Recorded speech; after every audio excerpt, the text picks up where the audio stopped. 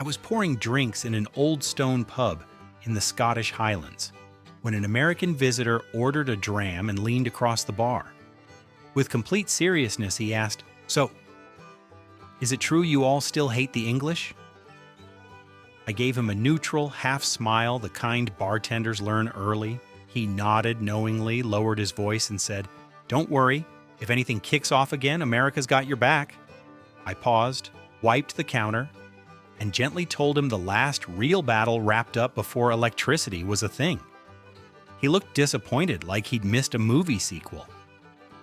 Later, I was guiding a group through the American cemetery in Normandy. It was quiet, heavy with meaning, the wind moving softly through the rows of white crosses. I just finished explaining the scale of D-Day when a man in a wide-brimmed cowboy hat clapped his son on the shoulder and announced, far too loudly, "This right here is proof America had to come save Europe again." He smiled proudly, waiting for applause. Nobody gave it. The silence from the rest of the group felt colder than the ocean breeze. At a whiskey distillery in Scotland, after the tasting ended, an American guest cornered the master distiller. He thanked him politely, then asked if there was anything less intense. "Maybe something sweeter," he said, "like Fireball. This stuff just tastes strong." The distiller blinked, nodded once, and stared into the middle distance like a man reconsidering his life choices. At a luxury hotel in Dubai, an American guest waved me over to complain about his bathroom. He gestured toward the gold-plated fixtures with mild disgust and said they felt a bit much. Then he asked if we had a room that felt more American, preferably with plain chrome faucets and a bigger television. I nodded, wondering how someone could travel halfway across the world and still want Ohio. A close friend of mine runs a traditional pizzeria in Naples, the kind that treats pizza like religion. An American family sat down and immediately asked for a large pepperoni with extra cheese. My friend calmly explained they only serve classic Neapolitan styles. The father frowned and asked for pineapple instead. When my friend refused, the man got angry and declared the customer is always right. My friend smiled and replied that in his restaurant, the pizza is always right. The father did not laugh. I was trekking through the Peruvian Andes with a small group, days away from the nearest town. The mountains were raw and overwhelming, the kind of beauty that makes you quiet. One woman from California complained on day 3 that the trails weren't very user-friendly. She said parks back home had better signs and paved paths.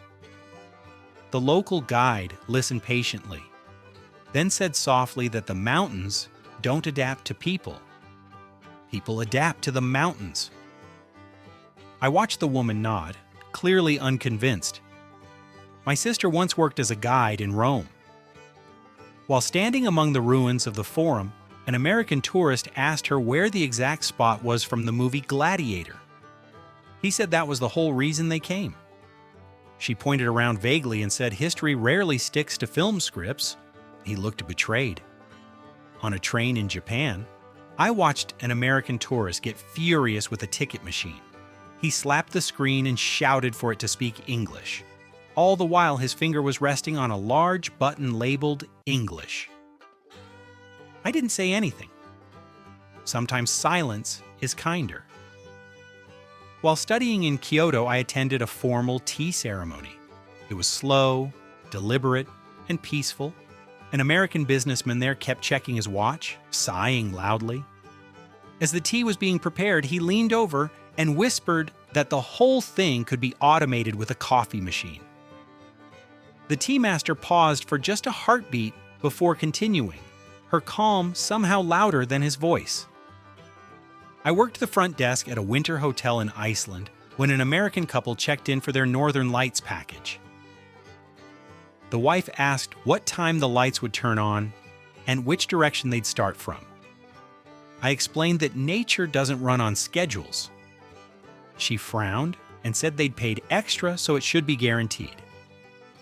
I smiled and apologized to the sun. In Istanbul's Grand Bazaar, a tourist tried to return a rug at my uncle's shop that she'd bought somewhere else.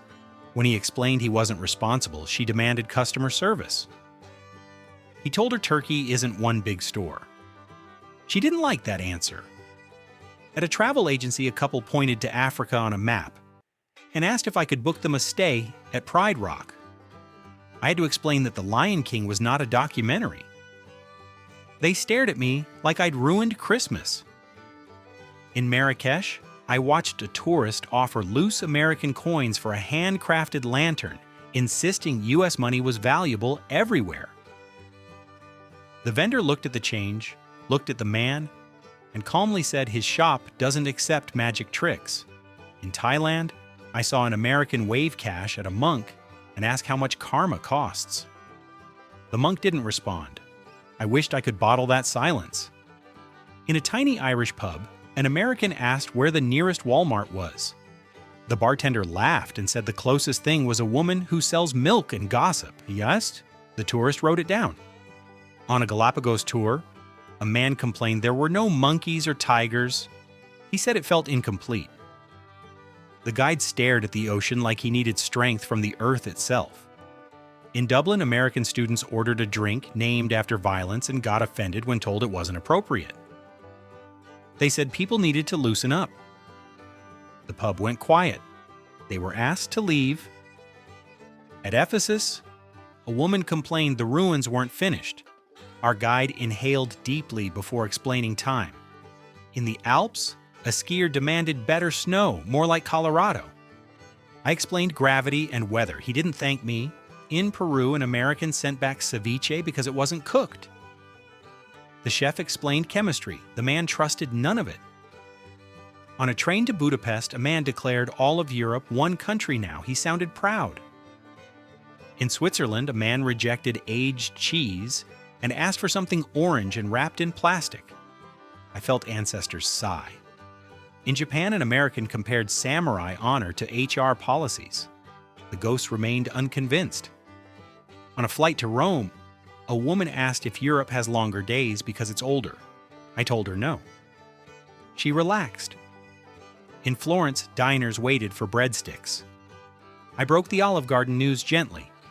In London, a tourist tried to visit 3 distant castles in one afternoon by subway. I pointed at the map and waited. In Australia, a man thought a sleeping koala might be broken. I assured him it was just tired. In a Japanese meeting, an American boss tried to win bowing. Respect lost. At the Louvre, a teenager complained the Mona Lisa was too small for selfies. On the Autobahn, a man argued freedom with a police officer. Freedom lost. In Copenhagen, a woman panicked over a baby sleeping outside. I explained fresh air. She stared at me like I'd lost my mind. I was pouring drinks in a